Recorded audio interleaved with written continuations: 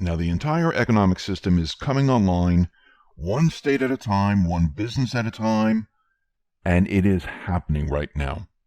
Those states that are locked down right now, they are getting pressure from the people within those states. People cannot survive with their businesses not open. People can't survive not going back to work. And the people now are reaching their breaking point. And this is why these lockdown states are being pressured into opening up, because these individuals, they see what is happening around the country where states are now open. Some states, it's business as usual. Some areas, no masks, nothing. And everything is fine.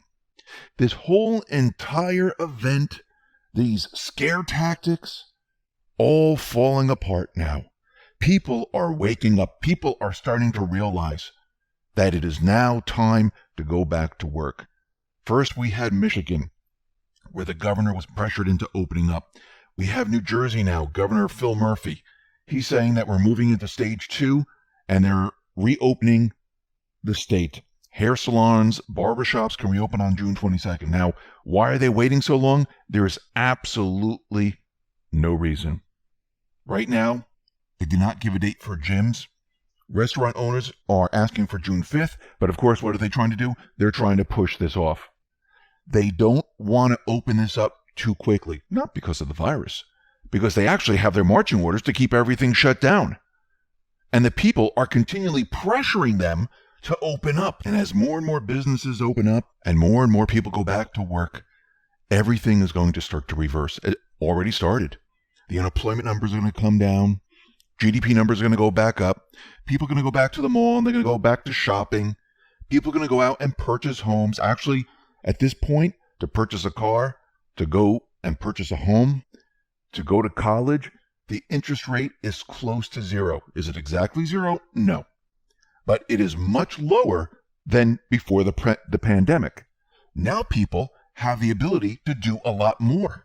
People have the buying power to go out and get the things they need or go back to school with virtually zero interest. Think about that for a sec. Do I think Trump is going to make the push to bring the rates down even further? Yes, I do. Doesn't mean it's going to happen. No, but he's going to push. And we might see him come down. He's going to gauge how the economy is doing. He's going to gauge how the stimulus is going. He's going to gauge how the USMCA, when that comes online, how that is doing. And then with the National Emergency Defense Production Act, he will then say, okay, this is what we need to do. Now, what I find very interesting is that the deep state, yes, they're on their second event with the riots. And we can see throughout the cities, they're destroying them, destroying buildings, they're destroying businesses, they're destroying sidewalks, they're destroying a lot. Now remember, Trump, he would like an infrastructure bill. He would like to rebuild America. Now, let's think about this for a second.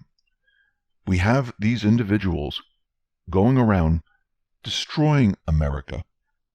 Do you think he can make a case now saying, listen, yes, the infrastructure is crumbling, but now we have an additional problem. Now we have sidewalks, streets, buildings, all destroyed. And it's not good. We're going to need an infrastructure bill. I do believe this is something he can do at this point. And what is Congress going to say? No, because remember, the entire country is watching this. The entire country is watching what happens. Congress is continually backing themselves into a corner with all of this. And the people, they're starting to realize what is happening. And I do believe everything that's going on, Trump understands the playbook of the mainstream media, the deep state, the central bank, and he's maneuvering all of this to benefit what he wants to do. He wants to use all the ammunition in the central bank. Everything that the mainstream media has been telling us for years. So with the mainstream media, They've been telling us, look at the stock market, look at the unemployment numbers, look at the credit card data. This will tell you how well the economy is doing. This is exactly what Trump is doing. He's telling everyone, yeah, look at the market. Look at the unemployment numbers. He's telling them to do exactly that. That is the central bank illusionary economy. What else is he using against them? Well, in a central bank illusionary economy, he's using the stimulus. He's using lower interest rates because he understands that lowering the rates, pushing stimulus, will keep a central bank system moving along long enough for him to transition and build the people's economy. This is exactly what he's doing. What else is he doing? He wants an infrastructure bill. He wants to use the credit card of the central bank to rebuild America. Who destroyed America? Who didn't keep up with it? Well, it was the deep state, mainstream media. They were part of it, the central bank. Where did the trillions of dollars go? It went to wars. It went to the Middle East. Trillions with a T. Now he's going to do the same thing. He's going to use this credit card to rebuild America. And after that, if anyone knows anything about bankruptcy, after that, you can then turn the tables on the central bank and show how they weren't following the mandate, how they're corrupt, and how they did things where the American people should not be responsible for paying for all this debt. He's going to show how corrupt the entire system is. And how is gold going to destroy the Fed? Well, think about it. Have we been seeing gold move up? Yes, it bounces up and down. But think about it. When Obama was in office, gold was around 1,100. Yes, at one point it hit 1,900, but we're right back down. Trump, since he came into office, what have we seen gold do? Move up. Now, what's very interesting, as gold is continually retaining its value, what is the dollar doing? It is losing its value. Actually, the dollar, its value has dwindled to 30 cents, while gold has continually increased in value. Think about this for a second, because when you look at the gold price, how many dollars now do you need to buy that same ounce of gold? Go back during Obama's term when it hit 1,100. You only needed 1,100 of the dollars.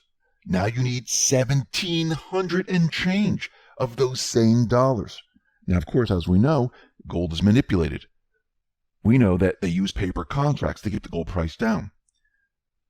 Because these paper contracts, they're not really attached to gold, so they can have billions and billions worth of paper contracts, use it to shove the price down.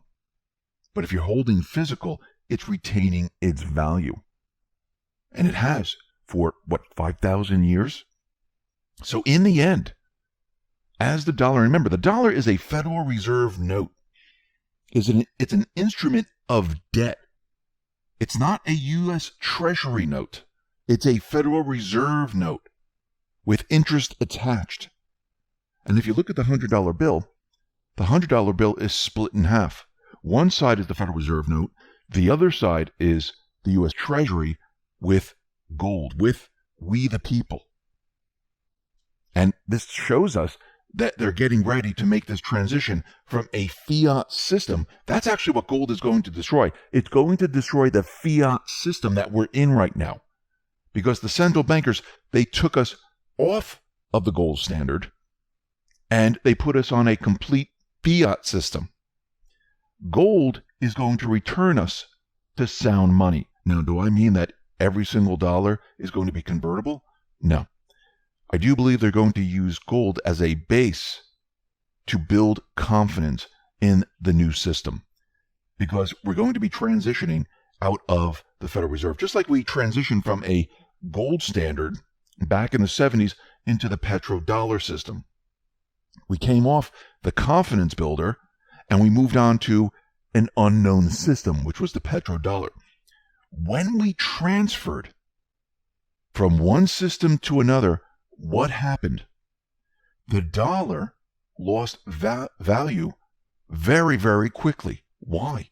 Because we came off of sound money. What did they have to do to control inflation, which is the dollar losing value? They had to raise interest rates to counter it. And this is why we saw things move up. Actually, we didn't see them move up. We saw the dollar lose value, so you needed more of those dollars to pay for the same exact thing. So when people look at this and they say, well, the central bank system looks pretty darn good when we came off the gold standard, it really isn't. Yes, you might think you're making more money because your salary went up, but everything else went up twice as much as your salary. So I'll give you an example. If you're making $5,000 a year and you bought a house for $25,000, your salary might have gone up double, maybe to $10,000, but that house went up to $75,000.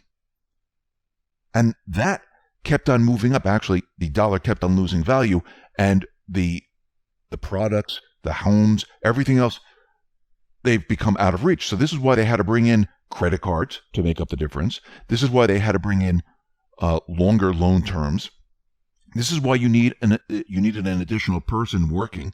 This is why you needed payment plans. This is why you needed to offshore everything out of the United States and let other countries do it where their labor is much, much cheaper, and they didn't have the regulations, they didn't have the tax burdens that they set up to move everything out of here. This is why this was all done. It's not that the automobile that you were purchasing went up in price. It's that the dollar, the Federal Reserve note, lost almost all its value. Because with production today, with assembly lines, the cost of making these products should be cheaper and cheaper and cheaper, not more expensive. And we're not seeing it. We don't see it in automobiles. We don't see it in a lot of things, especially food. Food, that keeps on moving up because the value of the dollar continually decreases. Now think about when we go from a petrodollar full fiat system to a gold standard system. Well, if we had the opposite effect where the value of the dollar lost its value and you needed more dollars, when we go back to sound money, you're going to need less dollars because it's going to be worth more. Your buying power is going to come back. People are going to realize this. They're going to notice it. And it's going to be a huge shift. And people are going to start to realize this fiat system is not good. It's not a benefit to the people. It does not work for the people.